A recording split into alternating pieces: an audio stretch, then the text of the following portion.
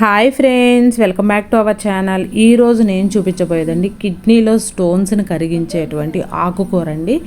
So ఇదేంటి ఆకుకూర అని చెప్పేసి అనుకుంటున్నారు కదా, ఇదైతే తెలగపిండి ఆకు అని అంటారండి. ఫస్ట్ టైం చూస్తున్నారో ఒకసారి సబ్స్క్రైబ్ అయితే చేసేయండి ఫ్రెండ్స్. అలాగే పక్కనే ఉన్నటువంటి బెల్ ఐకాన్ని క్లిక్ చేస్తే దానిలో ఉండే ఆల్ ఆప్షన్ క్లిక్ చేయడం వల్ల నేను పెట్టే కొత్త వీడియోస్ అన్ని మీ ఫోన్కి వస్తూ ఉంటాయి ఫ్రెండ్స్. సో చూడండి, కొంతమందికి అయితేనే తెలుస్తుందండి.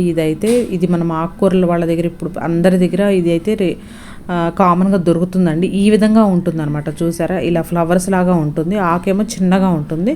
సో ముందుగా నేనైతే ఒలుచుకొని ఇలా వాష్ చేసి డ్రైన్ చేసి పెట్టేసుకుంటున్నాను. వాటర్ అనేది చూసారా, ఈ విధంగా డ్రైన్ చేసి పెట్టుకుని కొంచెం ఇప్పుడు బాండీ అనేది హీట్ చేసుకోవాలండి. బాండీ హీట్ చేసుకొని బాండీలో అనేది కొంచెం ఆయిల్ అనేది యాడ్ చేసుకోండి. ఆయిల్ అనేది కొంచెం హీట్ అయిన తర్వాత మనం ఇంకా పోపు దినుసులు అవి వేసుకోవాలండి. కొంచెం పోపు దినుసులు కూడా ఎక్కువ అవసరం లేదండి. కొంచెం జీలకర్ర అలాగే కొంచెం ఆవాలు అనేది యాడ్ చేసి దీనిలోనే కొంచెం శనగపప్పు అనమాట.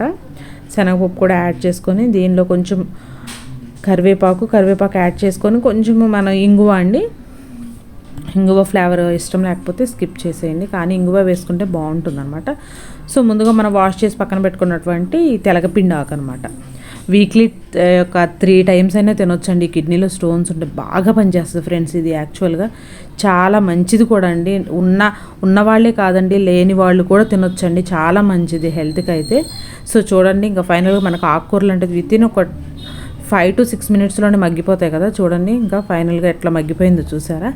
ఇలా మగ్గిన తర్వాత కొంచెం ముందుగా ఏం చేయాలంటే మీరు ఒక 2 hours ముందే పెసరపప్పు అండి, దీని కాంబినేషన్లో పెసరపప్పు వేసుకొని వండుకుంటే బాగుంటుంది అనమాట. సో దాన్ని కడిగి నానబెట్టుకొని పక్కన పెట్టుకోండి. ఇప్పుడు దీనిలో కొంచెం ఈ ఆకుకూర మగ్గిన తర్వాత కొంచెం సాల్ట్ పసుపు యాడ్ చేసేసుకొని మళ్ళీ ఒకసారి మూత పెట్టేసుకొని మళ్ళీ ఒక 2 minutes అనమాట. అంతగా మొత్తం కర్రీకి ఒక 10 minutes లోపే అయిపోతుందండి. కర్రీ అనేది మనకి ఎక్కువ టైం కూడా పట్టదు. సో చూడండి, ఇంకా ఫైనల్గా కర్రీ అనేది ఈ విధంగా మనకి పొడి ఆడుతూ వస్తుంది అనమాట.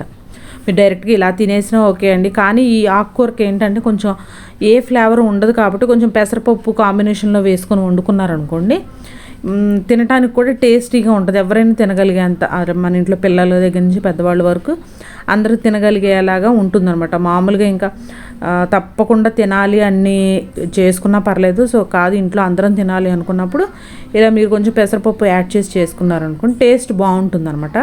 సో దీనిలో ఇప్పుడు కొంచెం అల్లం వెల్లుల్లి పేస్ట్ అనేది యాడ్ చేశాను, ఒక 1/2 tablespoon అనమాట. దీనిలో ఇంకా నేను రెడ్ చిల్లీ పౌడర్ కానీ ఎండుమిర్చి కానీ ఏది యాడ్ చేయట్లేదు. సో నేను ఓన్లీ 1/2 tablespoon మాత్రం అల్లం వెల్లుల్లి పేస్ట్ అని యాడ్ చేశాను. మనం పెసరపప్పు నానబెట్టి వేసుకున్నాం అనుకోండి, ఒక 2 hours పాటు నానబెట్టండి. ఎందుకంటే మనం దీనిలో వాటర్ అనేది వేయట్లేదు కాబట్టి, పెసరపప్పు మగ్గాలి కాబట్టి ఒక 2 hours ముందు నానబెట్టి యాడ్ చేసుకున్నాను అనుకోండి, ఆ వాటరు ఆకుకూరలో ఉన్నటువంటి ఆ వాటర్కి పెసరపప్పు అనేది మగ్గిపోతుంది. ఇంకా ఫైనల్గా కొత్తిమీర కూడా వేసుకోండి. ఎంత పొడిగా ఉందో చూసారు. కర్రీ చాలా బాగుంటుంది. వీక్లీ 3 times అయినా తినొచ్చండి. చపాతీతో తినొచ్చు, రైస్తో తినొచ్చు. సో స్టోన్స్ ఉన్న వాళ్ళే కాదు, లేని వాళ్ళకు కూడా చాలా మంచిది ఈ తెలగపిండి ఆకు అయితే. సో ఆకుకూరలు వాళ్ళ దగ్గర అయితే ఈజీగా అయితే దొరుకుతుంది. ఒకసారి మీరు కూడా ట్రై చేయండి, మీకు కూడా తప్పకుండా నచ్చుతుంది ఈ రెసిపీ. సో ఇలాంటి వెరైటీ రెసిపీస్ కోసం మన ఛానల్ని సబ్స్క్రైబ్ చేయటం మర్చిపోకండి ఫ్రెండ్స్. Thanks for watching.